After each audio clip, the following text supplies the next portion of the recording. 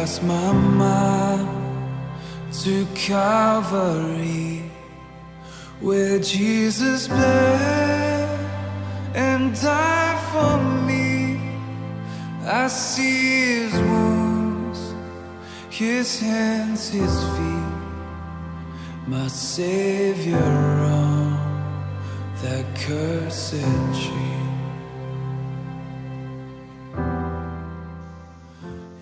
Salam, selamat pagi kepada keluarga GB BKP Aston dimanapun berada.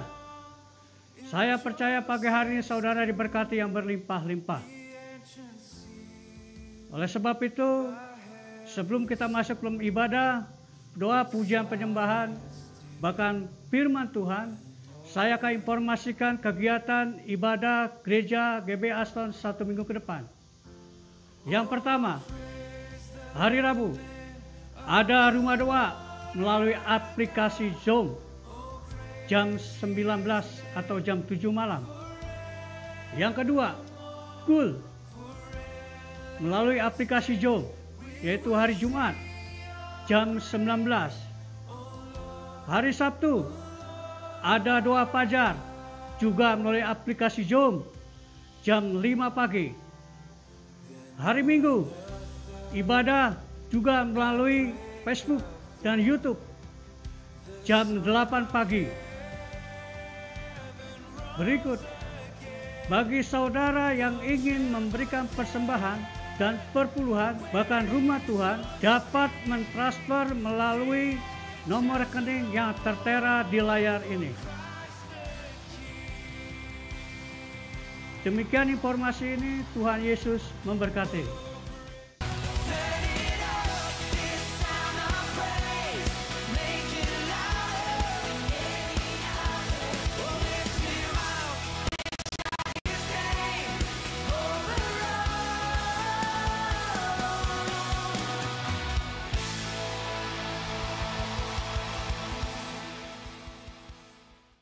Shalom Bapak Ibu Saudara yang dikasih dalam nama Tuhan. Shalom. Apa kabarnya hari ini?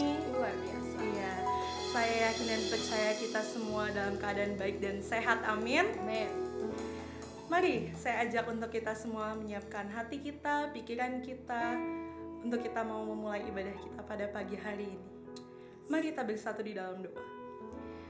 Mari saudara, kita sama-sama siapkan hati kita. Bapak, kami begitu mengucap syukur untuk segala kebaikan-Mu dalam hidup kami, Tuhan. Tuhan, pada pagi hari ini, Tuhan, kami mau sama-sama masuk ke dalam hadirat-Mu, Tuhan.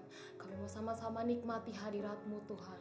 Kami yakin dan percaya, Tuhan, berapapun kami, ya Tuhan, di hadapan-Mu, Tuhan, Engkau yang melihat hati kami, Tuhan. Engkau tidak pernah memandang rupa kami, Tuhan. Dengan itu kami datang, Tuhan, penuh dengan hati kami, Tuhan. Dan kami yakin dan percaya, Bapa, tidak ada penyembahan yang sia-sia, Tuhan, jika kami naikkan hanya tertuju kepada Raja yang hidup, Allah yang hidup. Terima kasih Tuhan Yesus yang baik, terima kasih Bapa. Kami mau siap, Tuhan, masuk dalam hadirat-Mu, Tuhan. Jamah setiap kami pada pagi hari ini, Tuhan. Haleluya.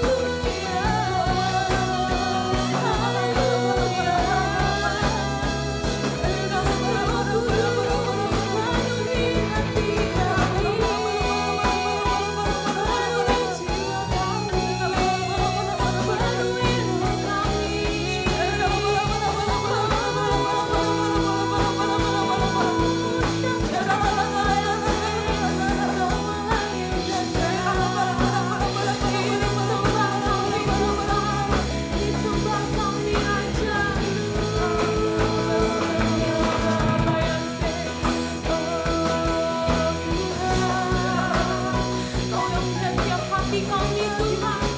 Kau yang melihat setiap hati kami Tuhan.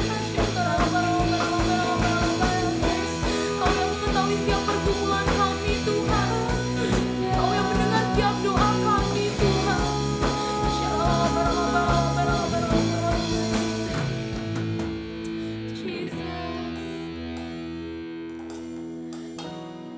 Kami mau sembah Engkau Tuhan lebih lagi Tuhan. Kami mau satukan hati kami Tuhan. Yesus, begitu indahnya hadirat-Mu Tuhan yang kami rasakan Tuhan. Syakarallabalalabayase. Mari saudara kita sama-sama angkat sembah kita kepada Tuhan. Syakarallabalalabayase. Syakarallabalalabayase.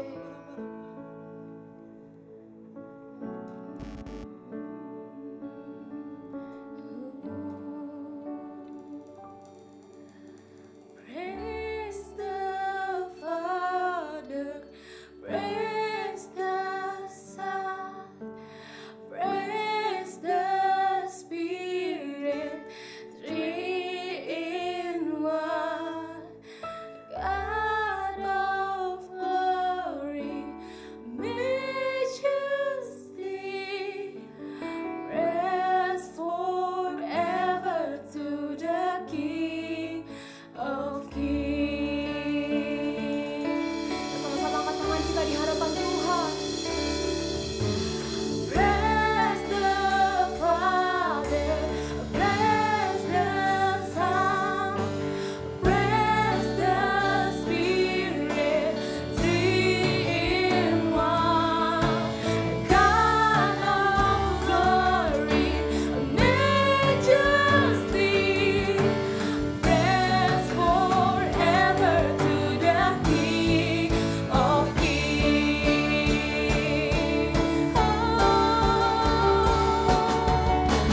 Praise the Father, praise the Son, praise the Spirit, three in one.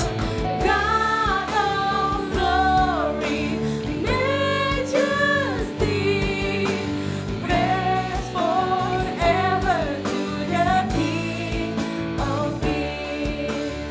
Praise forever to the King of Kings. Praise forever to the King of Kings. Beri kemuliaan untuk Tuhan Yesus. Terima kasih Tuhan, terima kasih Bapa. Tiba saatnya Tuhan untuk kami datang kepadamu bersorak-sorai bagimu lebih lagi Tuhan Yesus. Terimalah yang menjadi pujian kami. Mari saudara kita sama-sama katakan amin. Amin. Haleluya. Shalom. Shalom. Ya, mari kita satukan hati kita karena kita yakin dan percaya bahwa hidup kita penuh dengan mujizat. Amin. Amin. Mari kita bangkit berdiri bersama-sama.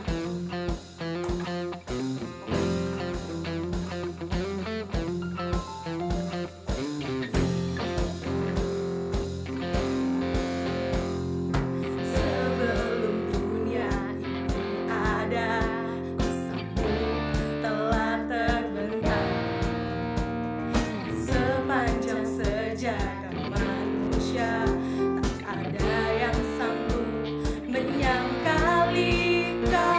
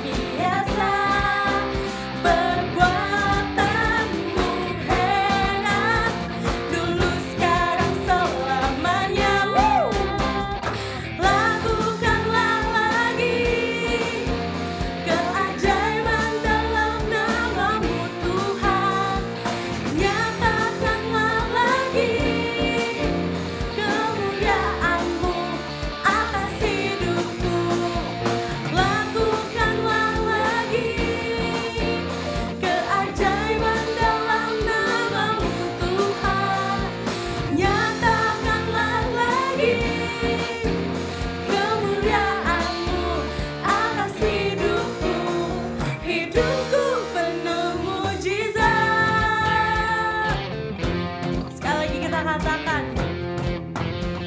hidupku penuh mujizat. Sorakan haleluya.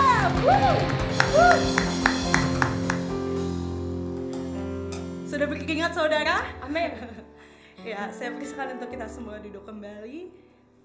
Mari kita siapkan hati kita. Kita mau masuk dalam kebenaran firman Tuhan. Yes, Jesus.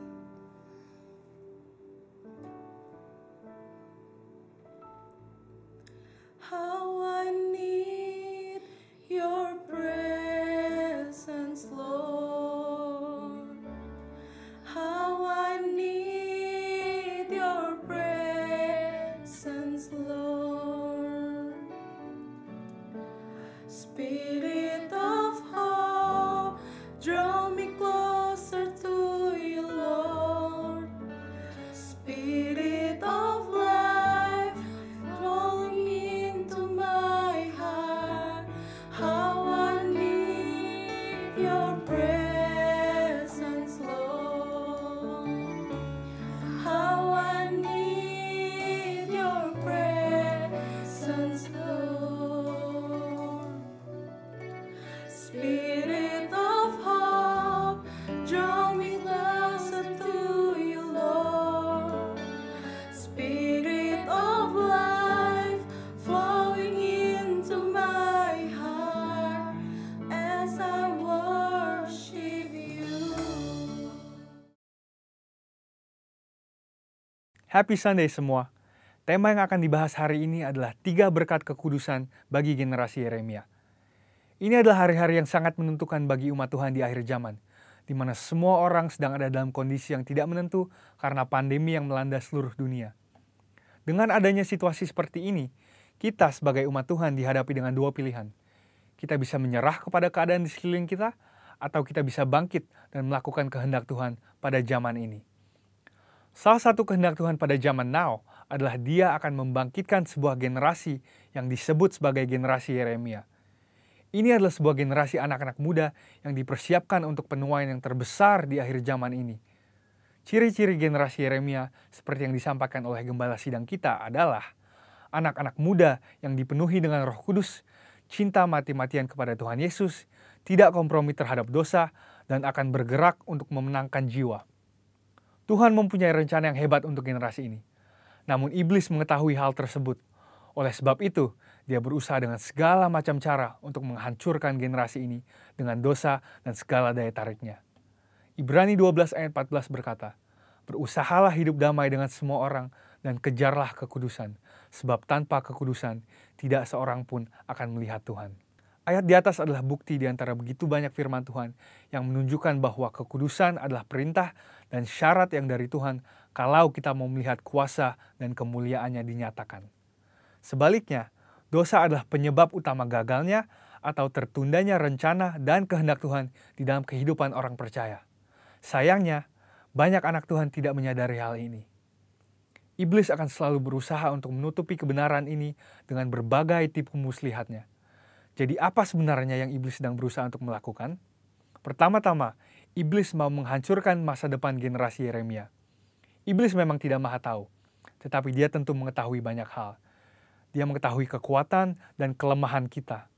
Dan beberapa contoh senjata yang sering dipakai iblis melawan generasi muda adalah kekerasan, narkoba, imoralitas seksual, dan banyak hal lainnya. Lalu apakah yang terjadi ketika kehidupan generasi muda dikuasai oleh dosa? Yang pertama adalah hatinya menjadi keras.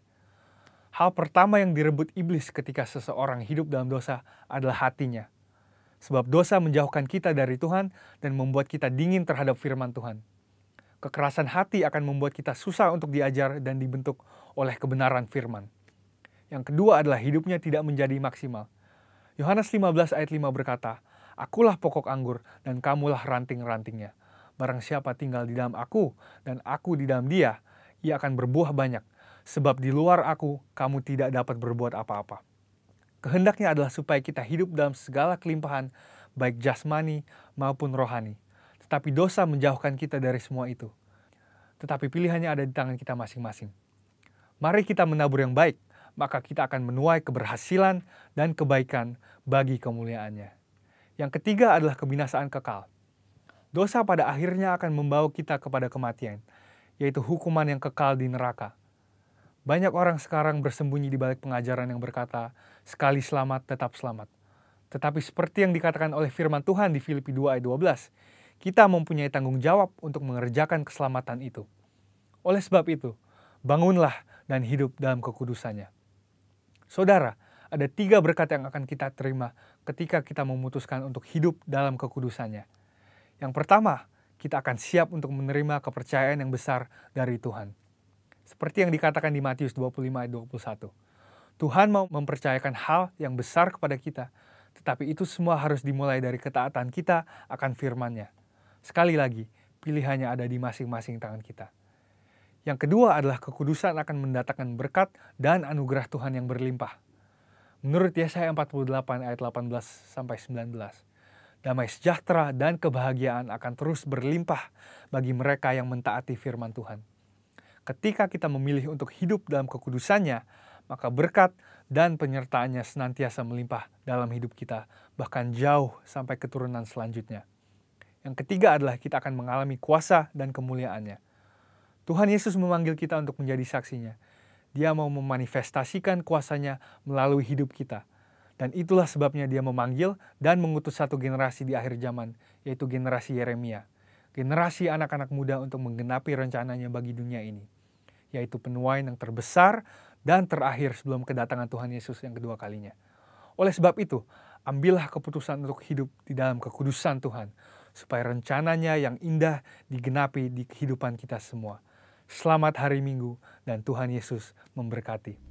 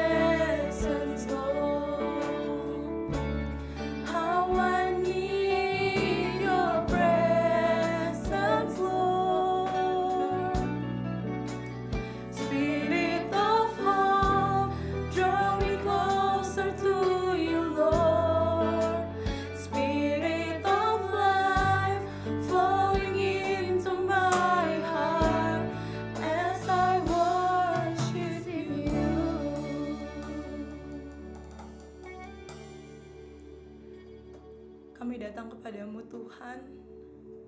Kami menyiapkan hati kami. Kami siap untuk mendengarkan firman-Mu Tuhan Yesus. Biarlah firman yang kami terima dapat menjadi rema dalam hidup kami Tuhan. Dan kami dapat menjadi berkat bagi orang lain Tuhan Yesus. Terima kasih Tuhan Yesus. Amin.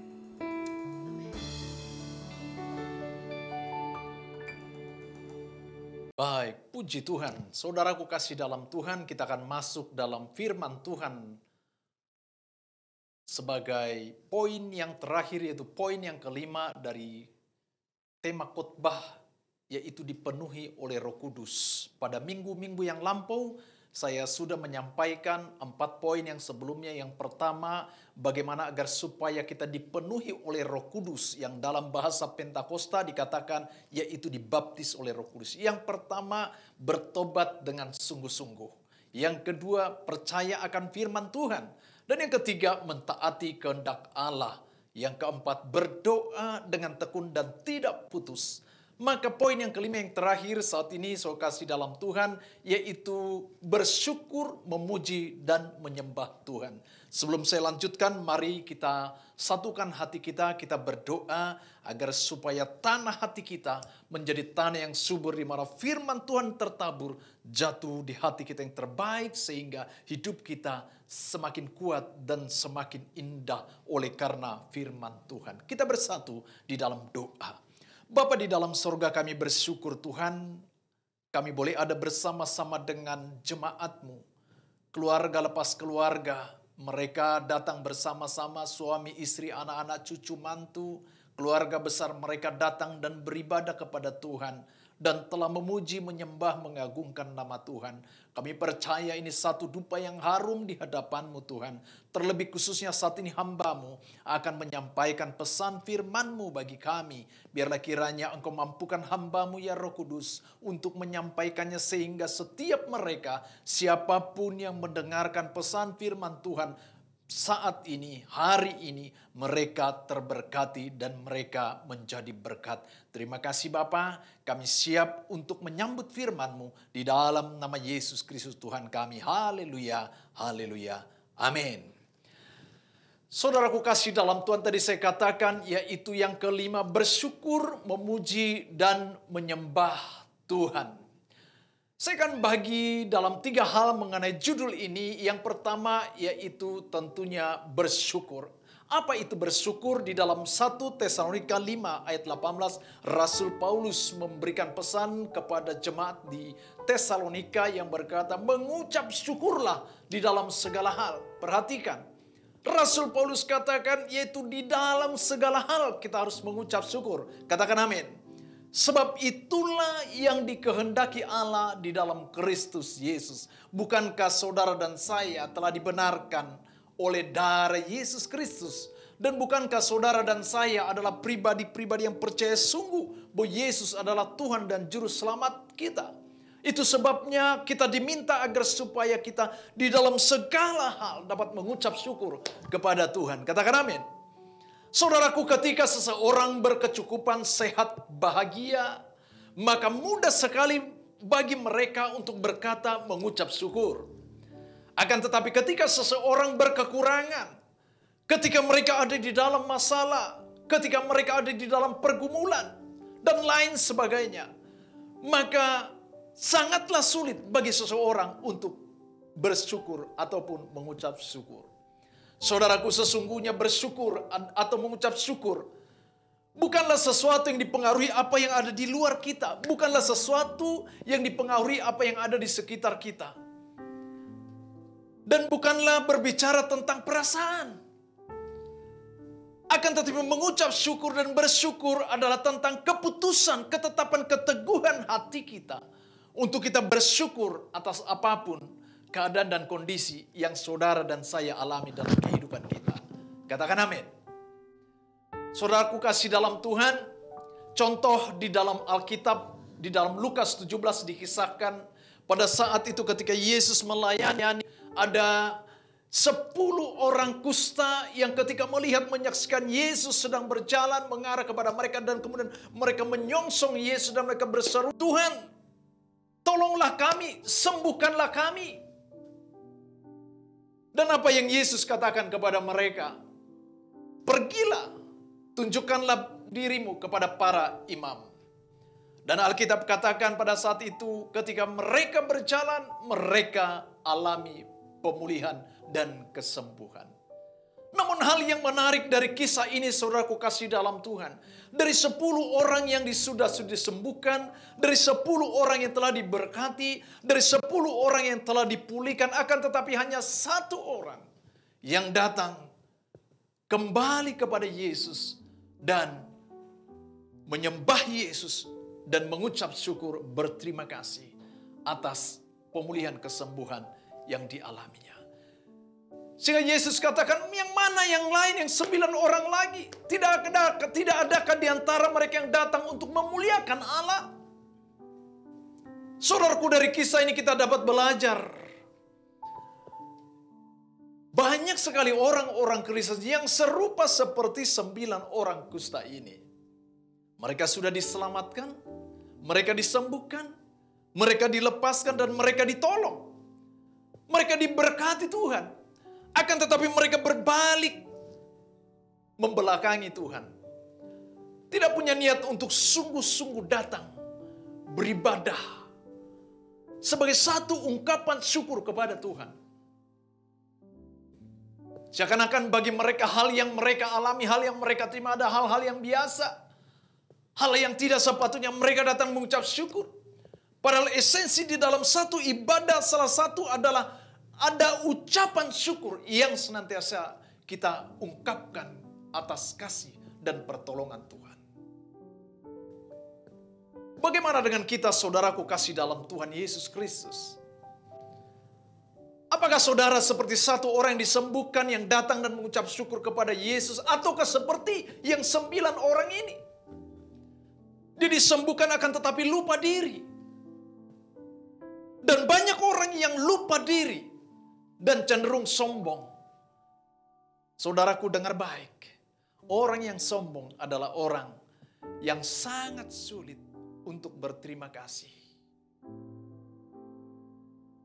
Baik kepada sesama, terlebih kepada Tuhan.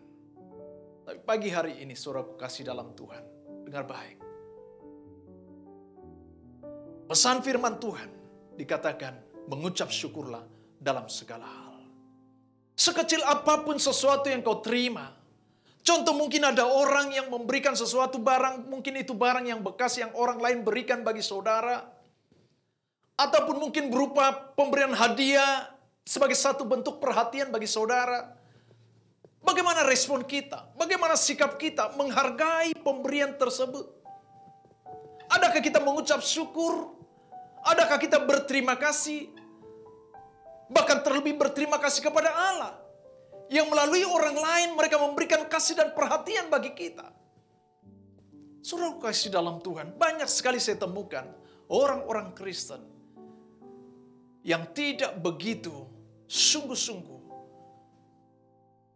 memberikan hati, respon yang baik untuk mengucap syukur dan berterima kasih atas pemberian yang mungkin hanya sangat sederhana dan kecil.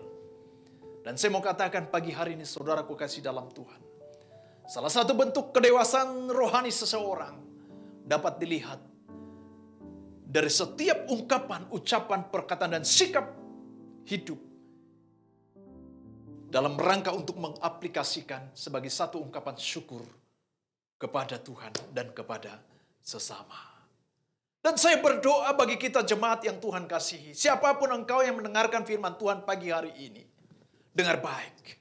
Apapun yang engkau alami, kondisi apapun yang terjadi dalam kehidupanmu, apapun yang engkau terima, baik buruk, sukar, muda, miskin, kaya, tua, muda, maka haruslah setiap kita untuk mengucap syukur. Sebab di sana ada satu kekuatan, ada satu penyertaan, dan ada satu perlindungan tangan Tuhan bagi setiap mereka yang mau bersyukur dan berterima kasih kepada Allah dan kepada sesama. Katakan amin.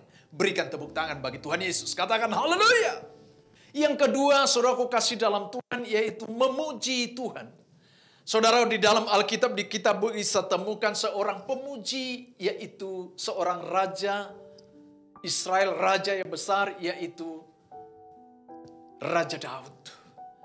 Bagaimana Daud ketika dia memenangkan pertempuran dengan peperangan dengan bangsa Palestina pada saat itu, dan kemudian dia mengusung, mengembalikan dan membawa tabut Allah ke kota Daud. Bagaimana pada saat itu Daud beserta dengan para prajurit-prajurit, mereka menyembah, mereka memuji Tuhan. Dan dengan segala ekspresi mereka yang luar biasa. Dan mereka tidak peduli apa yang orang lain katakan. Dia tidak peduli kepada sekitar. Yang dia peduli adalah kepada Allah yang telah memberikan kemenangan kepada mereka. Sehingga mulut mereka, hati mereka memuji Tuhan Yesus Kristus. Saudaraku kasih dalam Tuhan, memuji Tuhan adalah satu sikap iman di dalam kehidupan orang Kristen. Biarlah kiranya pujian ada dalam mulut kita. Pujian ada di dalam hati kita. Pujian kita ekspresikan dalam kehidupan kita. Sehingga nampak dan tampillah pribadi-pribadi kita sebagai pribadi yang memuji dan mengagungkan Tuhan. Dengar baik, saudaraku kasih dalam Tuhan. Ketika nama Tuhan ditinggikan, ketika nama Tuhan diagungkan, ketika nama Tuhan dielu-elukan, ketika nama Tuhan dipuji, maka saya percaya ini akan menarik hadirat Tuhan. Ini akan menarik kuasa Tuhan. Dan bahkan ini akan menarik jiwa-jiwa untuk datang dan bertobat. Terima Yesus Kristus sebagai Tuhan dan Juru Selamat hidup mereka. Itu sebabnya pesan saya bagi kita, saudaraku kasih dalam Tuhan. Apapun keadaan kondisi yang saudara alami, Mungkin satu saat saudara ada dalam kelemahan tubuh. Mungkin saudara dalam pergumulan.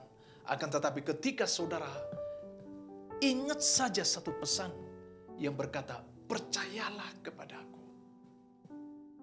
Maka itu akan menjadi satu pujian dalam hidup kita.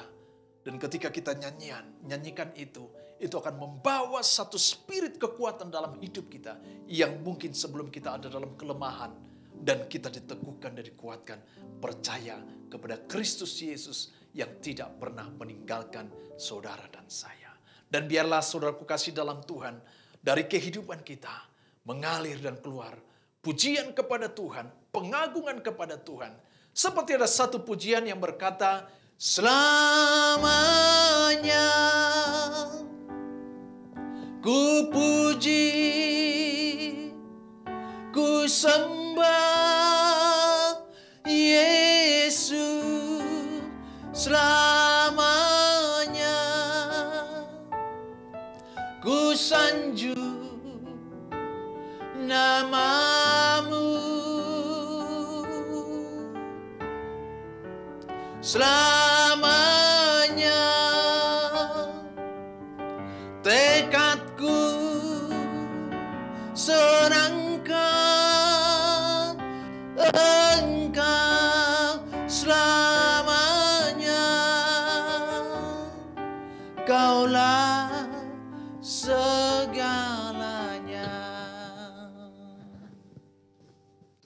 Yang ketiga, saudaraku kasih dalam Tuhan, yaitu menyembah Tuhan. Kita buka Alkitab kita di dalam Yohanes 4 ayatnya yang ke-23.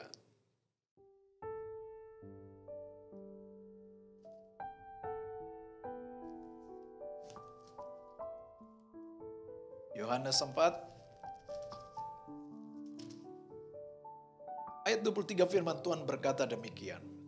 Tetapi saatnya akan datang dan sudah tiba sekarang, bahwa penyembah-penyembah benar akan menyembah Bapa dalam roh dan kebenaran. Sebab Bapa menghendaki penyembah-penyembah demikian. Ayat 24, Allah itu roh, dan barang siapa menyembah Dia harus menyembahnya dalam roh dan kebenaran. Saudaraku kasih dalam Tuhan, apa maksud daripada ayat ini? Saudaraku, Allah adalah roh. Dan Allah bukanlah daging. Maka Allah yang adalah roh tidak boleh disembah jika bukan di dalam roh kita. Penyembah yang menyembah Dia secara badannya, tidak dengan roh mereka, tidak dikenan Tuhan. Sebab firman Tuhan katakan Allah mencari orang-orang yang menyembahnya di dalam roh dan kebenaran. Bukan dengan daging kita, akan tetapi roh kita menyembah kepada Allah yang adalah roh. Dan Allah yang adalah roh ini tidak dibatasi oleh ruang dan waktu. Saudaraku, di dalam kisah perjalanan bangsa Israel, kehadiran Allah melalui bait Allah, yaitu tabernakel Musa, di mana di dalamnya 2 loh batu sebagai 10 perintah yang diterima Musa di Gunung Sinai sebagai pusat penyembahan bangsa Israel pada saat itu. Dan dalam perjalanan bangsa Israel, kehadiran Allah itu juga diwujudkan dalam bentuk tiang awan di siang hari dan tiang api di malam hari. Akan tetapi setelah Yesus Kristus, pada saat ini, pada zaman kasih karunia ini, maka yang menjadi pusat penyembahan saudara dan saya, yaitu kepada Yesus Kristus sebagai sentral dan pusat penyembahan kita. Sebab Yesus telah mati disalibkan dan Dia bangkit pada hari ketiga. Dan Dia hidup dan memberikan hidup bagi saudara dan saya. Katakan amin. Dan di dalam penyembahan, kehidupan kita haruslah di dalam kebenaran Kristus Yesus. Sebab tanpa kebenarannya tidak ada yang berkenan kepada Allah. Dan kebenaran itu adalah Yesus Kristus Putra Allah yang telah membebaskan manusia berdosa dari kutuk dosa dan menerima hidup yang baru, saudara dan saya. Katakan amin. Itulah sebabnya saudaraku kasih dalam Tuhan, mari bangun terus manusia rohanimu untuk semakin dewasa. Jika kita bersyukur, memuji dan menyembah Tuhan, maka sesungguhnya kita tidak minta apa-apa dari Tuhan. Melainkan kita memberikan jiwa, raga, dan tubuh kita kepada Allah sebagai pujian penyembahan untuk memuliakan nama Tuhan. Katakan amin. Dengan sikap memberi inilah, maka Tuhan memberikan kita Roh Kudus-Nya bagi saudara. Maka inilah kita akan dipenuhi oleh Roh Kudus. Dan ketika Roh Kudus memenuhi saudara dan saya, maka ini akan membangkitkan rohmu, membangkitkan imanmu, dan ini akan membangkitkan gairah semangatmu untuk saudara berkobar-kobar seperti yang para murid 2000 tahun yang lalu mereka mengalami, dan mereka dipenuhi oleh Roh Kudus. Mereka dipakai oleh Tuhan secara luar biasa untuk memberitakan Yesus Kristus Putra Allah, Juru Selamat manusia. Dan saya percaya ketika saudara dan saya, setiap kita dipenuhi oleh Roh Kudus, maka Roh Kudus akan mendorong kita, memperlengkapi saudara dan saya untuk memberitakan bahwa Yesus Kristus adalah Tuhan dan Juru Selamat umat manusia. Saudara, dalam minggu yang lalu saya katakan bahwa dunia membutuhkan kabar baik, dan Injil adalah kabar baik.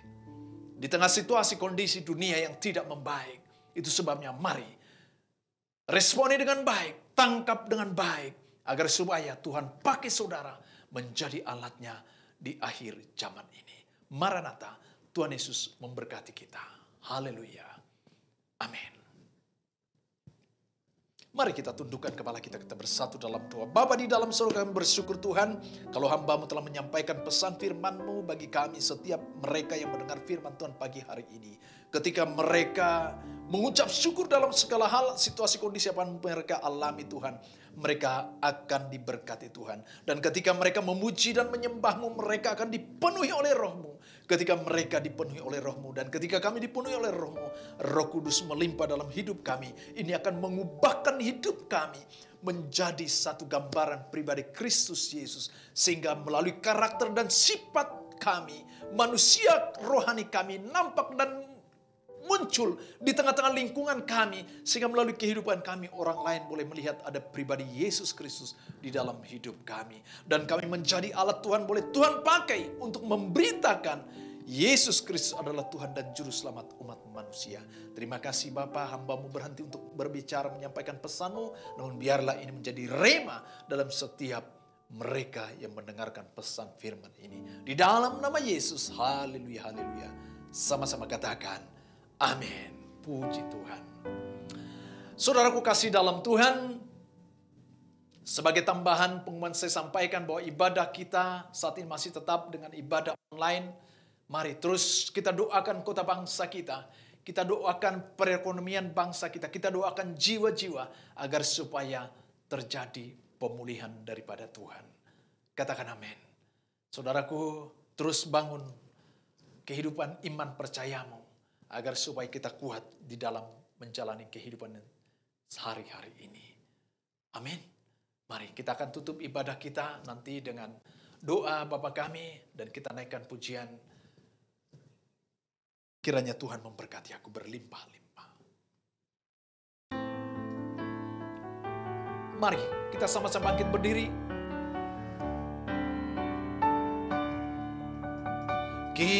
Kiranya Engkau memberkati aku berlimpah-limpah dan memperluas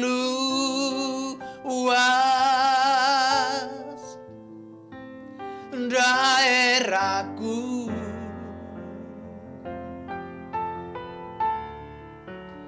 Dan kiranya tangan-Mu menyertai aku dan melindungi aku daripada malapetaka, sehingga kesakitan tidak menimpa aku.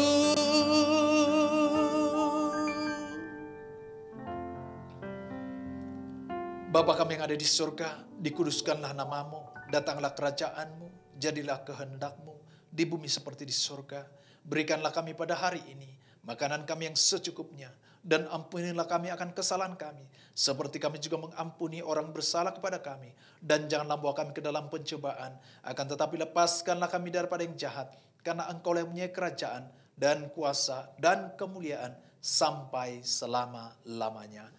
Kasih dan anugerah yang berlimpah-limpah dari Allah Bapa di dalam sorga, di dalam Putra yang tunggal Tuhan kita Yesus Kristus, persekutuan yang indah yang manis dengan Roh Kudus yang terus menyertai saudara mulai dari pagi hari ini sampai Maranatha, hidup kekal selama-lamanya. Yang selalu percaya, mari sama-sama katakan amin. Shalom, Tuhan Yesus memberkati.